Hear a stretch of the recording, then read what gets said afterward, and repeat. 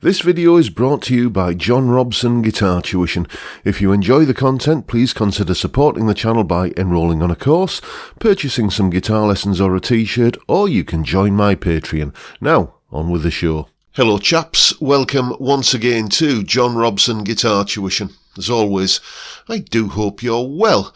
Right then, it's another Tuesday, which means another top 5, and somebody a couple of weeks ago, I think it was on the Friday live stream, posed the question, what's the best gig you've ever been to? And I just thought, that's a topic for a top 5 Tuesday. So that's what I'm doing today. Just recounting a few memories of some of the best gigs I've been to. Some of the most enjoyable ones, the ones that stick in me memory, basically. Most of these artists are going to be no surprise to you, although there might be one name on the list that you think, who's that? Well, if that's the case, when it comes to that person, go and check them out. But let's get cracking straight away with Gary Moore at the Newcastle City Hall. Yes, indeed. I saw Gary at the Newcastle City Hall in, I think it was 1990. It was the year, it was the Still Got the Blues tour. And you could tell he was a man on a mission. You know, he'd said in previous interviews or interviews around about that time that his whole kind of 80s rock image was starting to wear a bit thin. He was getting a bit stale with it, and then he went and did this blues album, largely, I believe, self-funded until the record company got behind it, and he was out onto it, and you could tell, certainly the gig I was at, City Hall in Newcastle, you could tell he was just enjoying himself like he probably hadn't done in years. He went through pretty much the whole kind of track listing of the Still Got the Blues album, and then just started, him and the band started jamming 12 bars. You got the feeling that they kind of got to a point where they didn't want to stop playing, but they hadn't got any more material rehearsed, so it just became a fantastic jam. Some people were lucky enough on that tour to see him with Albert King and or Albert Collins. Unfortunately, Gary didn't have any special guests on this night when I saw him. He had Don Airey on keyboards, and that Albert Collins track, the Too Tired, where him and Albert do the sort of back and forth on the guitar. That was between Gary and Don on Hammond organ, and a mighty fine thing it was too. And when they'd finally had, the time of their lives and decided to go off and maybe have a couple of beers in the dressing room, as you do post-gig, then the crowd were just bellowing out for more. So he came out and did a couple more numbers. Again, just loose 12-bar jams, big grin all over his face, dripping, drenched in sweat, head back, eyes closed, classic Gary Moore, but boy, he put everything into it. What a night that was, I'll never forget it. Next, Colin Hodgson at the Station Inn. Yeah, I told you there might be one name on the list that you weren't familiar with. Colin Hodgson is a British bass player, left-handed bass player, that if you've heard of it all, you might know from his escapades in a jazz rock trio called Backdoor. But I saw him at there's a little village near Middlesbrough, which is where I was living at the time. I was living in this town in the north of England called Middlesbrough, and there's a little village on the outskirts called Stokesley, and there's a village pub there that is a well-known fixture on the music venue here, and it's called the Station Inn. And a mate of mine I was working with at the time said, do you fancy going to see this gig at the station tonight? I said, who's on? Colin Hodgson. And like many people, it's like, who? He says, trust me, you want to come and see this. And it was, I was expecting a band. It wasn't. It was Colin Hodgson's electric blues duo. Himself, Colin, and a guitar player, a German chap called Frank Dietz, who I seem to recall was playing a candy apple red Eric Clapton Strat. This was about 1988 or then about, and like the Eric Clapton Strat was the first incarnation of that, and it was quite the guitar to have at the time. Anyway, you didn't notice the fact that there wasn't a drummer. You didn't notice the fact that there wasn't a rhythm guitarist. You didn't notice the fact that there was just, only 2 people on stage. The thunderous, all-encompassing sound of Colin Hodgson's bass playing. Try and imagine a cross between John Entwistle and Jaco Pastorius with a little bit of Stanley Clarke thrown in, and you're somewhere near. It's that level of virtuosity on bass. And, just, there would have been no room in the sound for a drummer. There would have been no room in the sound for any other instrumentation. And these two guys, just... I couldn't tell whether they were just jamming and really kind of, perceptive to each other's, kind of musical habits and what have you, or whether it was like that tightly rehearsed that you get to the point where you're so well rehearsed that you can just kind of colour outside the lines a bit and come back in. Whatever it was spontaneous, it was magical, just an evening of, electrifying, truly electrifying blues jamming. The place was packed. This is a small village pub, where, I've played there. I've played them and we never had a crowd like that. It was absolutely jam-packed. What a night, what an audience, what a performance. If you don't know Colin Hodgson, there's videos all over YouTube. I might link to one in the description, of him doing stuff. But, a total virtuoso bass player. I'm a guitarist, right? And, I'm kind of sat there with me jaw agape and, kind of like that, looking at the bass player. So that should tell you something. But yes, that was a fantastic gig. Next. Jeff Healey at the Newcastle City Hall. Okay, yes. I first heard of Jeff Healey in the pages of Guitar Player magazine in the late 80s. I think this will have been late 88 or 89 when that movie, Roadhouse, the Patrick Swayze movie, when that was just coming out. And, Jeff's first album, See the Light, had sort of just hit the streets. I hadn't got a copy of the album then because, you try going into, your local Woolworths and finding an album like that in the late 80s. Yeah, good luck with that one. Yeah.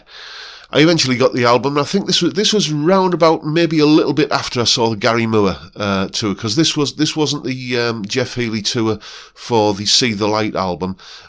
This was the follow-up album, Hell to Pay, which was one of those albums that I really, really tried to like. But See the Light is a fantastic album. But that follow-up album, it was the archetypal difficult second album. But I digress. Jeff just, him on stage with just his bass player and a drummer. It was like a power trio kind of thing. And he's doing that Jeff Healey thing, guitar laid across his lap, playing, kind of head back, because obviously Jeff was blind and, and then he would get up and kind of hook the guitar under his kind of elbow like this and kind of walk around playing. And then there was one horrendous moment where he went to sit back down and didn't quite remember where the chair was, and a roadie had to kind of come out quickly and reposition the chair underneath him. But what passion, what musicianship, again, he did pretty much all of the See the Light album, that fantastic version of Hideaway that's on there, Confidence Man, River of No Return, all of those songs, See the Light, and then did like a bunch of the ones from the second album. There's a cracking, that second album, maybe I'm being a bit too harsh on it, there's a fantastic version of While My Guitar Gently Weeps on there, and the solo he pulled out of the bag on that night was absolutely something to behold. There's just something magical about seeing a guy who's overcome such a handicap, playing guitar in a completely unconventional way. And every guitar player in the audience, and I suspect there were quite a few guitar players in the audience, were looking at this guy thinking, me included, thinking, why can't I play like that? Absolutely fantastic gig. Loads of happy memories of that gig, I often try and find snippets of that tour online and stuff, but there's not that many out there that I found anyway that have that make me feel the way that the memories of that gig make me feel anyway. So there you go, Jeff Healey. Next. A Company of Snakes at the Billingham Forum. Yes, A Company of Snakes. Now, who are these guys? Well, it's basically pretty much the original lineup of Whitesnake, Moody Marsden era, minus David Coverdale. this will have been in about 2002 or 2001, 2002 when I went to see these chaps at a local venue on Teesside called the Billingham Forum, and they had I'm ashamed to say I can't remember the name of the singer, but he had a good set of pipes on him, could do all the vintage Coverdale stuff, probably better than David Coverdale can do by these days, but that's a whole other thing. It was just a run through the back catalogue of all the good White Snake stuff, all the stuff from the first, few albums, Ready and Willing, Trouble, all that kind of stuff, that Live in the Heart of the City, that remains one of my favourite live rock albums. All of that early material, Fool for Your Lovin', the original and best version of Here I Go Again, I never really got into that sort of spandex and poodle perm version of that song, or any of the retreads that the later version of Whitesnake did of their early stuff. Yeah, it was a great gig. Mickey Moody, what a slide player, on absolute fine form. I think we had Don Airy on keyboards in this lineup as well. As I say, it was like part of the, because not the original version of Whitesnake, because that would have been John Lord, but he was off doing Deep Purple-y kind of things at the time. But certainly Neil Murray on bass, and I can't for the life of me remember who was on drums. It might have been Cozy on drums. Don't quote me on that though. But the thing that struck me about it was, here were two guys. I mean, although there was a singer there, it was pretty much Bernie Marsden who was like the front man throughout the evening, and he was a chap who knew about holding an audience in the palm of his hand. He knew his stagecraft, and he knew how to put on a show and be entertaining. Just the little anecdotes and stories that he would come out with in between songs while people are tuning up or whatever. It was a great gig, and once again, another one of these gigs where you got the feeling that they didn't want to stop playing because they just kept coming out and doing encore after encore after encore, and frankly, they had the material to do it. It was it's all fantastic stuff. I love that early Whitesnake stuff, as I may have mentioned once or twice before. But yeah, if ever you see them, I don't even know if they're still around, if they're still treading the boards under that name, but if ever you get the chance to go and see any incarnation of any band featuring Mickey Moody and Bernie Marsden, get yourself there. It will be a fantastic night out, I promise you. Next, Eric Clapton at the Birmingham NEC. Yes, Eric Clapton. This was sort of Eric's return to form. I've said many times before that when Eric's on form, he really is on form, and then there's other parts of his career where he's just phoning it in, paying the mortgage. Well, I absolutely hated that mid-80s pop rock album August that he did. I just thought it was just a pile of, something brown and smelly that you don't want to step in. But then he came out with Journeyman, and whilst I could still think, well, this isn't the Eric of old, it was a significant step back towards that old Eric that, I remembered from, the Layla sessions, for example.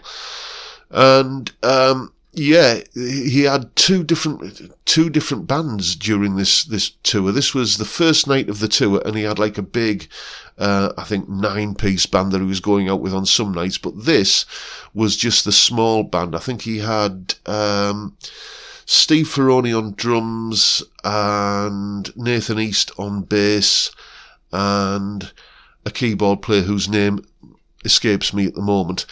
But it was just a feeling of like, even though it was the NEC, even though it was like this big cavernous, arena, you got the feeling you were at a small club gig, because, there was that sort of feeling on stage, I guess, that it was the first night of the tour, the adrenaline was pumping, they were all kind of, this is when, we've done this, we've done all the rehearsals, we've done all the sound checks, this is where we're kind of testing this set list out, and what a set they played.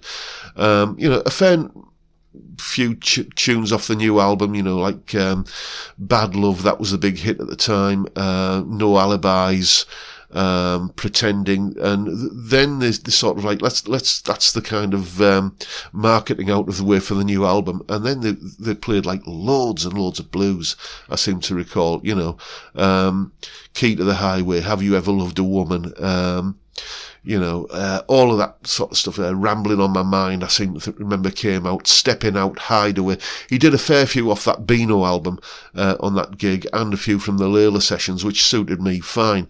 And, a few of the old hits, like, he did Wonderful Tonight. Yeah, okay. That's when you go at the bar, isn't it? But, all in all, what a fantastic gig. And it was just the atmosphere as much as anything else. As I say, I've never been in a venue that big that felt like you were at a small club gig watching a bunch of guys just jamming and having fun. There were, you could tell in certain places that it was the first night of the tour, because there were a few flubbers, a few things where they fluffed it, and I think there was one song they had to start again. But then again, we've all done that, haven't we? And to crown it all off, the final encore was, well, it had to be, didn't it, Layla. And the solo at the end that he played on the end of that went on for about a fortnight. What a player he was then. It was just like he was just not going to stop playing. He was, I think he was newly sober at the time, and he was just fired up and, playing out of his skin, and it was a joy to behold. So, there you go. Those are the 5 gigs that, just as I was making this list, were the first ones that came to my mind. I might have to do a part 2 of this video, because there's easily another 5 that I could recount tales of, but that's a story for another day. And that's pretty much it for today, folks. Hope you've enjoyed the video, found it reasonably entertaining, and if you have, please hit the subscribe button and the notification bell if you haven't already done so, and why not give me a like while you're at it. As always, I'll tell you to not forget the live stream, Friday, 5 p.m. UK time. We drink beer and we talk about music, and we kind of talk about favourite gigs that we've been to and stuff. All manner of great things get discussed there. It's a fantastic way to kick off the weekend. I would love to see you there if you can make it. But for now, I'll bid you all a good day and say thank you so much for watching. Thank you for your time. Look after yourselves, folks. Stay well, stay safe, and above all, stay sane. Bye for now.